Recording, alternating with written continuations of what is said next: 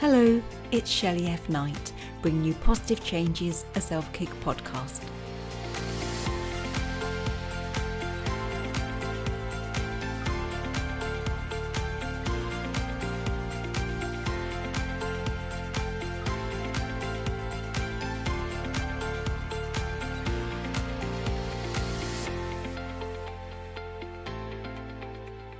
So this week we're joined by Miranda Bennett, and she's a mum, a wife and a blogger known as the Mediocre Mum. So welcome to Miranda. Hi, thank you so much for having me. I'm so excited. Bless you. Thank you for joining us. So you're Mediocre Mum, Mrs Mediocre Mum. So please tell us your one story of this positive change of how it all began.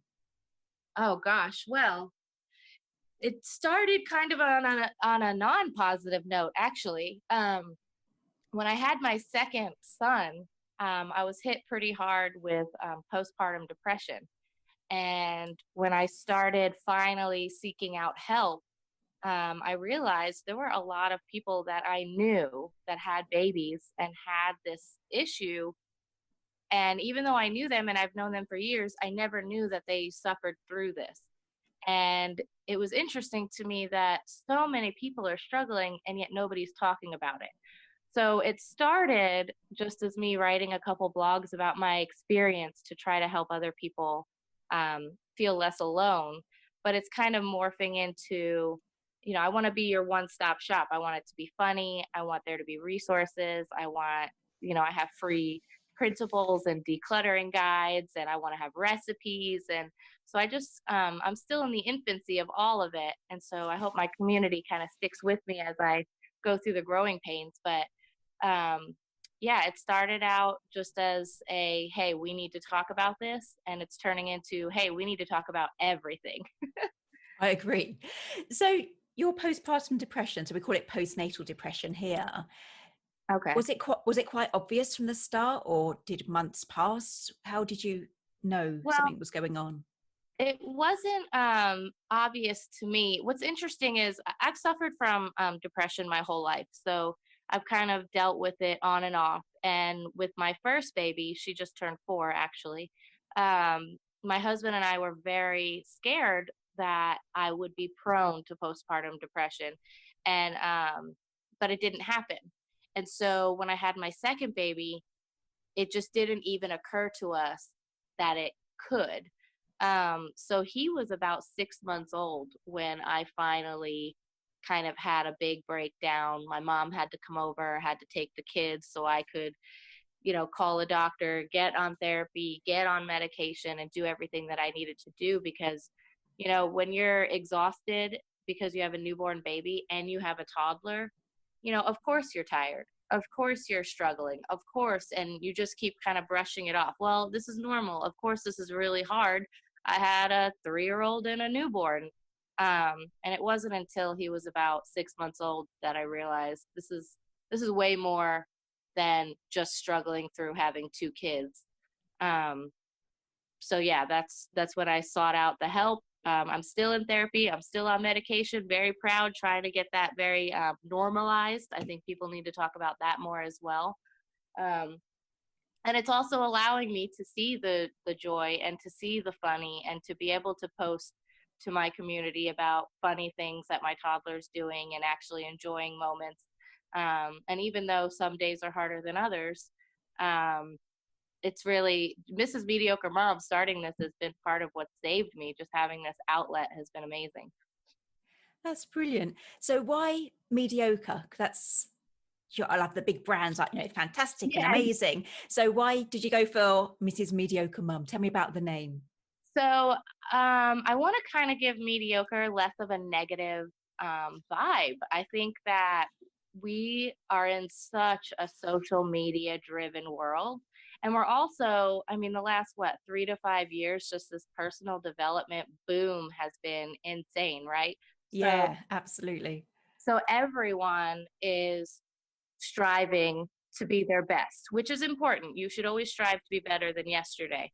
But I think it actually hit a tipping point where people are now feeling so bad about themselves that they're not doing as well as everybody else on the internet. Their pictures aren't as beautiful. Their home isn't as clean.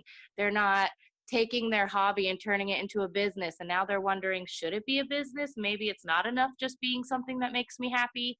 And it's making you question yourself over and over. And so I want to bring mediocre to be a word that's like, you know what? I love myself today. I love myself as I am. I don't want to be perfect. I just want to be better. And I do want to be better tomorrow than I am today. But if I fail tomorrow or if I struggle tomorrow, I'm not going to beat myself up, because it's okay that I'm not doing everything exactly right. I love that. Oh, thank you. Yeah, no, I really do, because the social media, it's just, I mean, I go on a business side of it for Shelley F9, but I don't really go on it for a personal point of view. And I get that, what you're saying, that because it is always the comparison, isn't it, to someone else, someone we're never going to meet. We just think they look like that all the time. You think, oh my God, I look like a bit of chewed string. They look immaculate. So I just stay away from it. Do you know what I mean?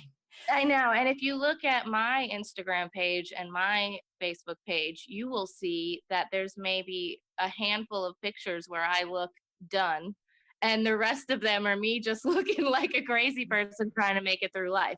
So I'm trying to keep it as authentic as possible. And on the business side of things, also, a lot of times, if you are trying to start a business, talking to someone or listening to someone who's 5, 10, 15 years in, even though they say, don't compare your beginning to my middle, you're going to do that anyway. With me, I just turned 6 months old on March 19th.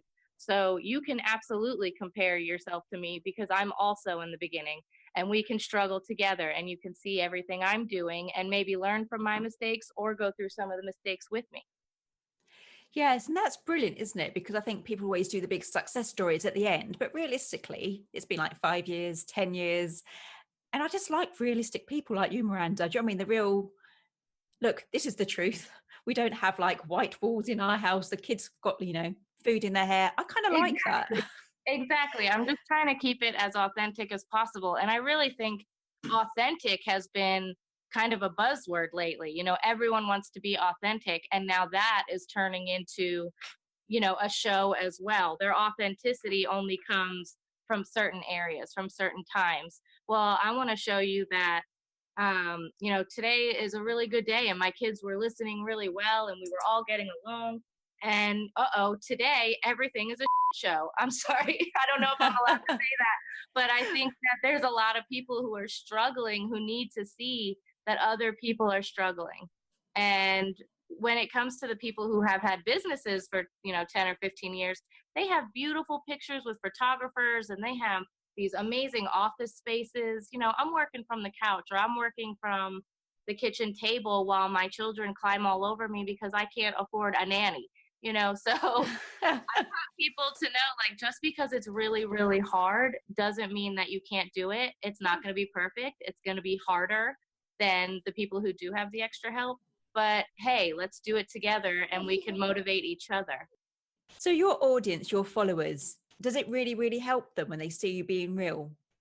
I believe it has. I know my following is actually still pretty small, but I've had a lot of people message me, and I've had a lot of people reach out to me and thank me for the authenticity.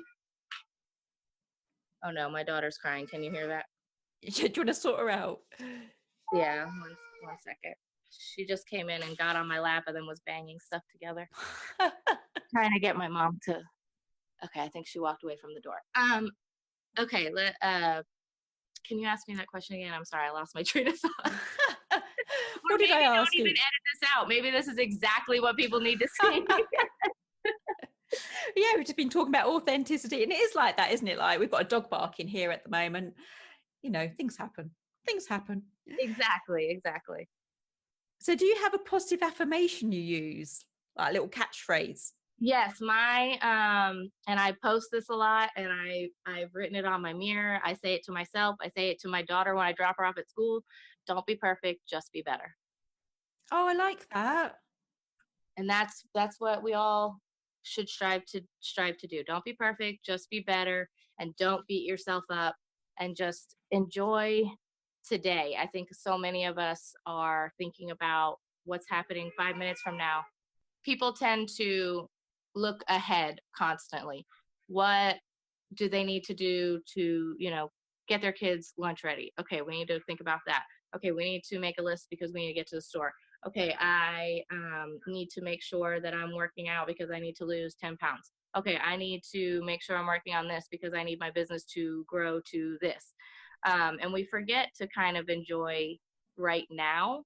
And so what I try to talk about sometimes with my community too is, if you're not happy now, if you can't find some sort of joy in this moment with who you are and what you have, then when you lose those 5 pounds or those 10 pounds, you're still not going to be happy.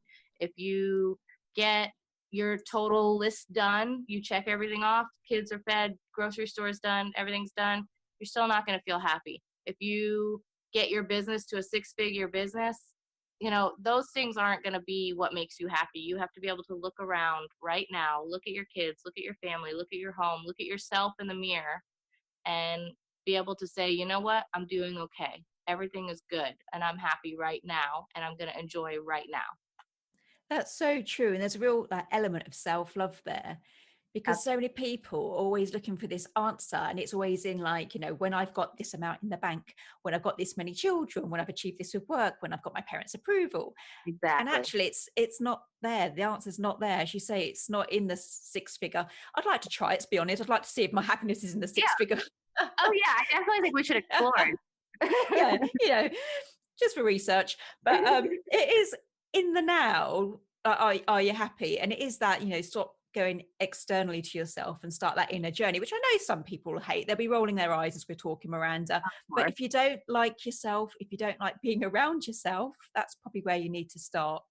Exactly. And everyone kind of talks about, the good old days. Well, one day your kids are going to be older and you're going to miss them little. And one day this is going to happen and you're going to miss this. And so I try to, as cliche and as cheesy as this is, right now my kids are 1 and 4. These are the good old days. I need to remember that right now is, 20 years from now, I'm going to be looking back on today.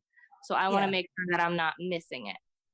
Yeah. And I get that. My background is nursing. So I worked with dying patients for many years, and I learned from them many, many beautiful things. But one of them was that when you look back on your life, the big things were actually what we thought the little things at the time. And it is that, that indoor picnic in the rain, all the cute friendship things, the little memories, the drawings they do when you start your business, because you have that courage. And that's what matters. It is the small things. It is the now. It's never really the big things. Yeah, I can't imagine anybody, at the very end of their life is thinking, oh, I wish I would have worked more. Yeah. They're wishing they spent more time with their family, with their kids, that they relaxed more, that they enjoyed more. So I just really want, to really get that message out there that it's here and now. You have to enjoy the here and now. And with this podcast, especially, if I was waiting until I felt ready to have my first interview, I would have never reached out. I would have never said yes to this, because there's no way in a million years that if you look at me from the outside in, that my blog and my community looks big enough, or I look successful enough, or it doesn't look like I'm ready for this at all. And if you keep waiting to be ready for whatever that next big thing is, you're never going to do it. So just have the courage to enjoy your life, do what you want to do it now. And I also want to say that doesn't mean that you have to turn every hobby into a business. That doesn't, I want people to know that they can be happy doing things just for themselves as well. I think there's a big narrative going on right now that, oh, you like to read? Well, you should be writing books. You like to paint? Well, let's set you up an Etsy store. I want to make sure that I'm talking to those people too, that you're allowed to just do things for you and do things that make you happy.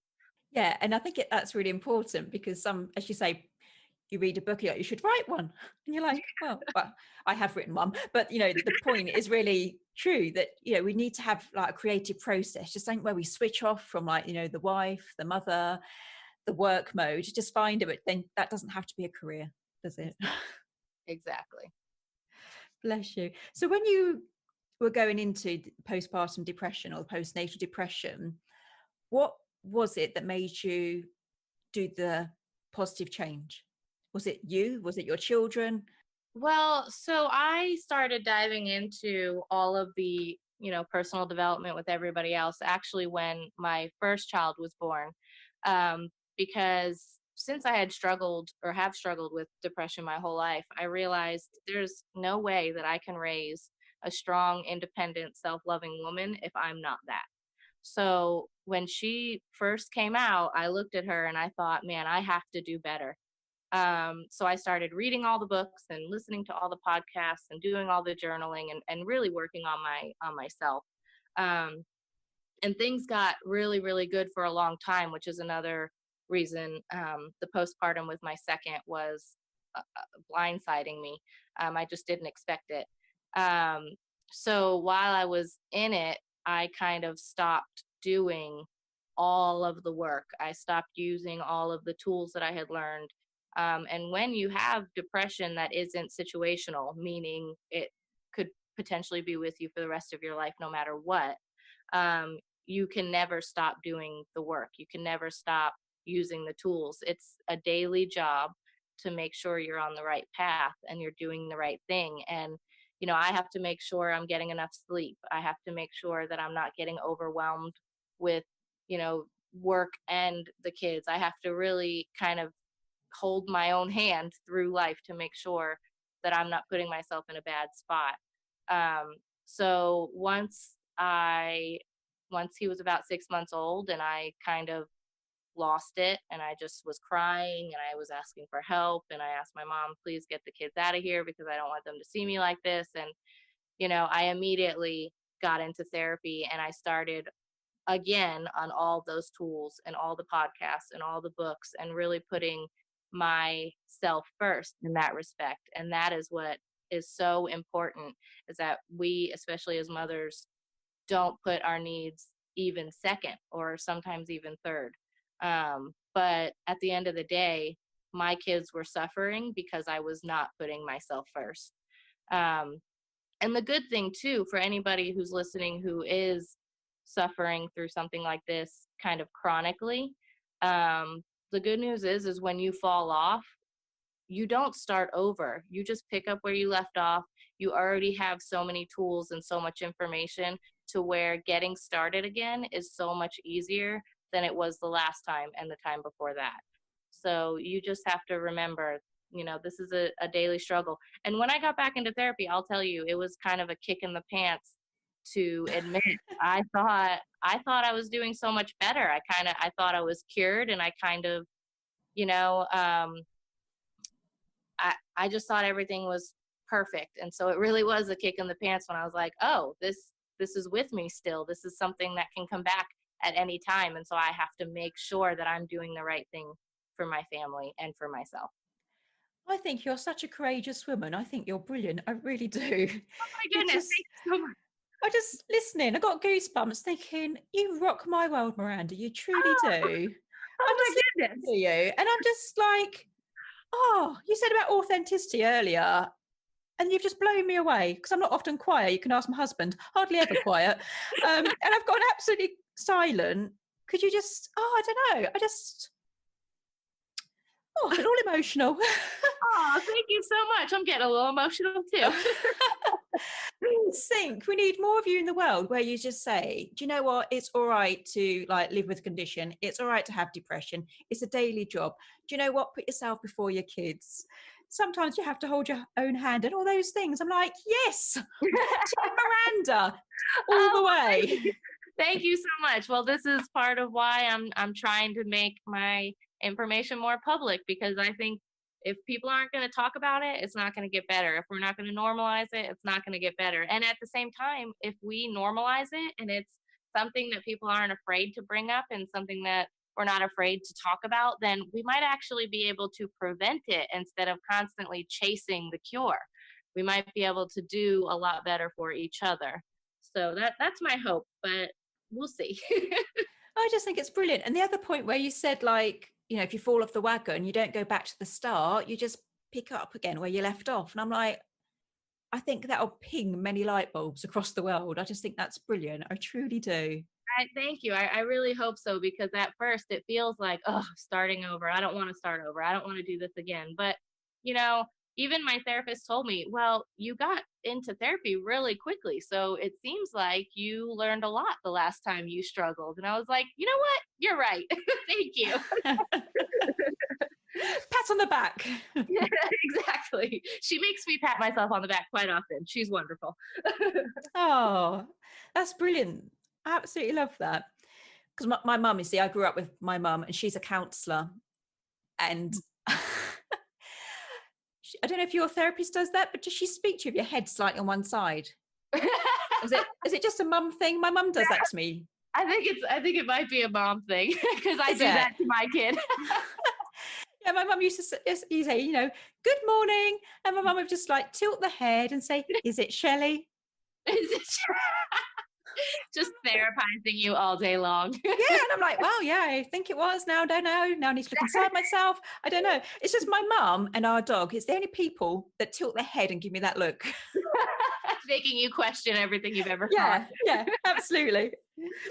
So you was talking earlier about all the things you do, like the therapies and that, and you said about the tools, and you mentioned journaling, which I love. What other tools could you share with the listeners that help you on a daily basis? Oh, should I say that again in English? Go ahead. I think I need dental work. What tools could you recommend for people to try at home? Well, I definitely would say, you know, the more, I'll say frou-frou answer, which might sound rude, but, you know, diet and exercise, very important. I'm not going to lie to you. My diet right now is terrible during this quarantine, and my exercise is totally terrible during this quarantine. I've definitely gained the quarantine 15, if not more. But other than that, the tools that have really helped me is, one, I take my medication every day. I read a book recently that said, if you're on medication, don't stop. You don't stand under an umbrella in the rain and think, man, I'm really dry. I must not need this umbrella anymore. That's brilliant. Yeah, I know. I thought it was absolutely brilliant. That was Glennon Doyle. Her book Untamed is amazing. But yeah, so if you're on medication, just keep taking it. Be diligent about it. Journaling, I know, is great for some people, not great for other people. For me, it's been wonderful. I actually buy journals that have prompts. If I just free write in an empty journal, I tend to accidentally write as if someone is going to read it, if that makes sense. So yeah. I'm actually not as honest with myself as I should be, because I'm writing as if there's an audience for some reason, and I don't know why that is. So what I do is I actually buy journals with prompts that help me kind of lift off with, you know, how was today? Let me rate my day. I have one, Vertellis, that is, I hope I'm saying that right. It's a great journal that actually has a couple of questions about your day, and then it has you rate the day, and it has you do a summary of the day. And that one has really helped me, because a lot of times I would get into bed angry about, you know, whatever went wrong. But after I would do these prompts and I would rate the day overall, I would see, oh, wait, I'm focusing on maybe this one thing that was really bothersome. But it turns out the day was actually really good. And so I was able to go to sleep better. The other tools that I really try to work on for myself is, if I don't get enough sleep, then everything in my life suffers. So although most of the personal development people you listen to are those type A's up at the crack of dawn, working till all hours of the night, that's not something I'm even capable of, because if I'm not rested, really everything kind of starts to fall apart. For me personally, rest is the foundation of everything. And then the last thing that I really try to do, that I think a lot of moms need to do, is you need to get away from your children. You have to go, you know, whether it's by yourself or whether it's with friends. It can't only be grocery shopping that is your time away. You need to do something that fills you up and makes you feel good, whether that's a walk or seeing friends or going on a date with your husband. I know it's not easy. Again, I don't have a nanny, and I just, for the first time, my daughter is 4 years old, I just for the first time started using babysitters, because I just didn't trust anybody with my kids except my mom. So I understand that that can be really hard, but if you're not getting away from your children, then when you're with them, you're not really going to appreciate everything. And you're going to get annoyed a lot more because you're not giving yourself a chance to miss them. So for me, that's really important, is just setting time away from being a mother, setting time away from being a wife, which is another reason I started this blog, is I just needed to use my brain for something other than snacks and diaper changes and drop off. It's like, it's so monotonous and it can be so boring. Like, to be honest, it can be very boring being a stay-at-home mom. So you just have to find anything that you have for yourself. And I think that's really important. But yeah, those are the things that I try to live by in terms of, and going to therapy. I love therapy. Therapy is the most wonderful thing in the world. I think everyone should do it, whether you have big problems, little problems, you should all go. So what do you love about therapy? Oh my God, it's just a place where you can be so God awfully honest, and there's no judgment and there's no shame, and you just are able to, I know some therapists don't give you opinions at all, and just let you, word vomit all over them, which can be wonderful at times. And then, so my therapist is kind of both. She'll let me word vomit, and then other times she'll tell me, well, I don't know that you really feel that way. Let's talk about that more. And she really helps me dig into certain things. And it's just amazing because, your husband might be your best friend, but you can't tell him everything. You just can't. You can't break down in front of your kids all the time because they need you to be, a functioning mother. You can tell your friends things, but you're going to get such biased opinions and such biased advice. So having someone who doesn't know you through a hole in the wall, other than when you sit down for that hour once a week, once every other week, it's liberating to just be that honest. Yeah, it does sound brilliant because we've got the confidentiality. So whatever you say just stays there, and you can say what the hell you like, can't you? Exactly. And I've said some things that I didn't even realize I felt or that I thought, because when you kind of get on a roll and you're not censoring yourself like you do through the rest of life with everybody else, when you are just kind of on a roll, spitting it out, you say things that you go, oh, I didn't realize I feel that way. But now that I've said it, man, I feel so much better. I feel so much lighter, so I just think therapy is extremely important. And now that we're doing this quarantine, she's actually doing video chat sessions with me. So I've been hiding in the car and talking to her. It's been wonderful. It is really good though. I just think if you got someone like that, as you say, because your friends will just, I don't know, it depends what kind of friends you got, I guess. But if you got like friends where they just say, oh, absolutely, Shelley, yeah, you're right. Or you got those, I mean, I'm very spiritual and I don't have many of my friends that are actually really spiritual.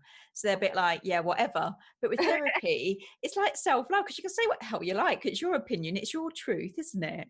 Exactly. And sometimes talking to your friends, they either light a fire that doesn't need to be lit, and really emphasize something that maybe you shouldn't emphasize, or they, like you said, they just say, oh, whatever. It's just, yeah, get out of it what you need. And a lot of times, even with your closest friends, you can't say your deepest, darkest secrets. You need somewhere where you can just be so brutally honest, and therapy is really, I think, above all other things that I've been doing for myself, I think therapy is the best thing. And so before and after my appointments, I try to post something to the community, just reminding them either that I think it's a great idea for them to go, or I tell them something that was like an aha moment during my session. I really try to bring it up a lot, so that way it's just kind of normal everyday chatter at this point. I love it. I think you're more open to saying that you have therapy over there. I know lots of the actresses and that say like, oh, everyone should have therapy. but over here, you could be in therapy for 3 years, then tell one of your mates maybe. Really? Yeah, it's like quite taboo, or it's a bit sort of like, oh my God, it got that bad. Whereas I think, like the whole mediocre thing, you should just like tell it as it is. Yes, exactly. And it even with celebrities and even with people saying it, it's still so taboo. It's like if you say it in a general setting, people don't know what to do with it. They don't know how to respond to it. They don't know if they should ask questions, or, people get very uncomfortable when it comes to mental health.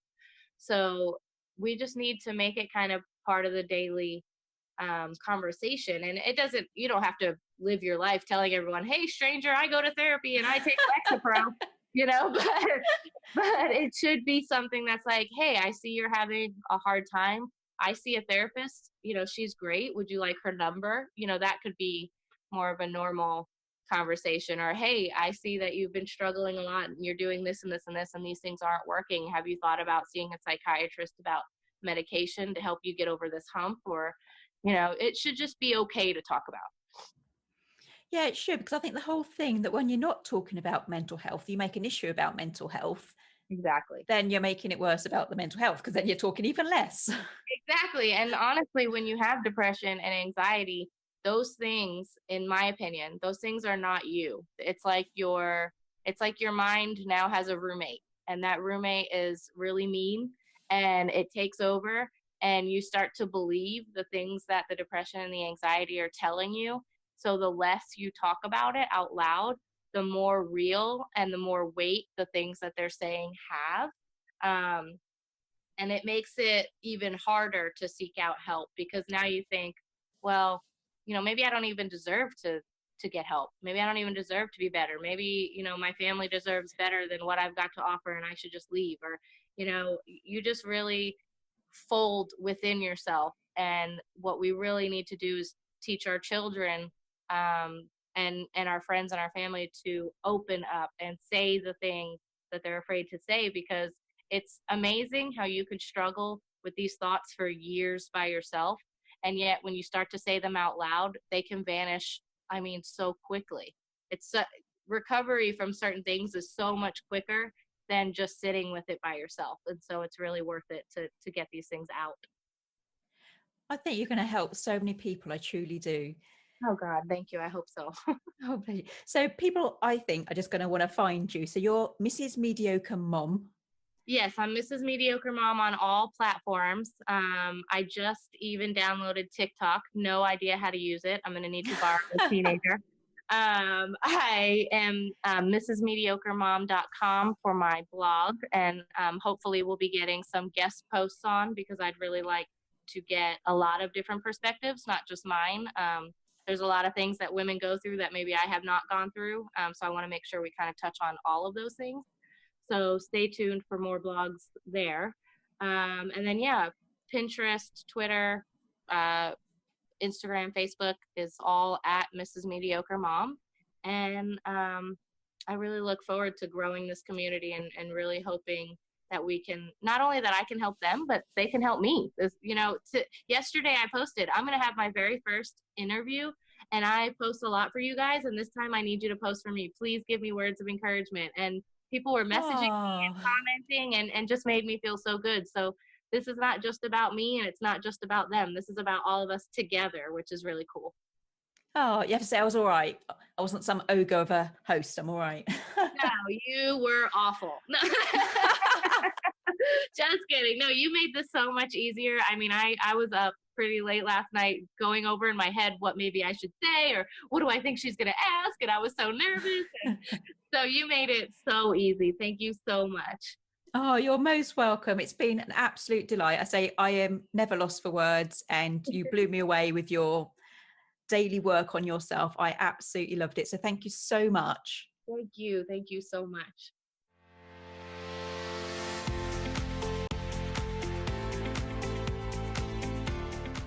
If you enjoyed today's episode, please make sure you subscribe and leave a positive review. If you would like to create your own positive changes, you can buy Positive Changes, a self-kick book from all online book retailers or from ShelleyF9.com. If you need a dollop of positivity until the next episode, come like and follow us over on Facebook at Shelley F Night, Life Goes On. As always, I've been Shelley F Night, and you've been amazing.